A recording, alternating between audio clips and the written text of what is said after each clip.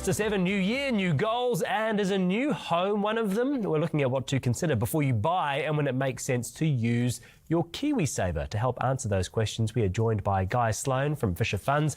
Welcome back. Good morning. Morning. Right, where do we start when it comes to using Kiwi saver for our first home?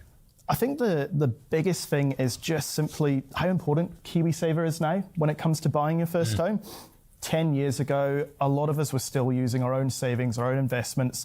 For the majority of Kiwis now, it's often making up most, if not all, of that deposit. So getting that in check early and making sure it's building and getting that deposit as big as possible is honestly going to be one of the most important steps we can take when we start looking ahead to purchasing our first home. And does it sort of apply as well if you're going in with someone else, a friend or a partner or a family member? Should you sort of be looking at that together? Yeah. It's often simple to think, I'll sort my own finances, but if you do have a partner, get both of those in check together.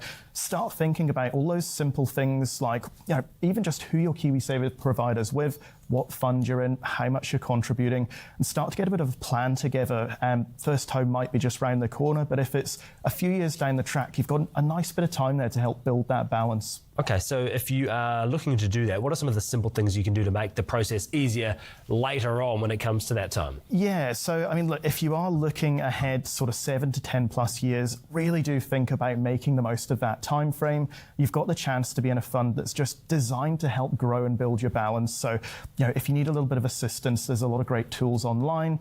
Speak to a financial advisor, but I think a lot of us are quite comfortable making those decisions now as well. What about what's the biggest mistake that people make when using their Kiwi saver to buy their first home? Yeah, I think the big one is buying your first home. There's a lot going on. There's the mortgage, insurance, you're out at open homes. Kiwi saver can end up right down at the bottom of the list, and it's just simply leaving it all to the last minute. It can actually take about 15 days to withdraw your Kiwi saver. So you really want to sort of take that into account and just speak to your provider, get comfortable with the process, and just make sure all your contact details are up to date as well. Don't want to miss a call when it gets nearer the big day. You certainly don't. What's the one piece of advice to take away here? Yeah, look, it's a really emotional time, right? There's a lot of stress, there can be anxiety, excitement. It's easy to get caught up in the numbers. Just take a bit of time to focus on what's important, for yourself and your partner. Kiwi saver is one thing you've got.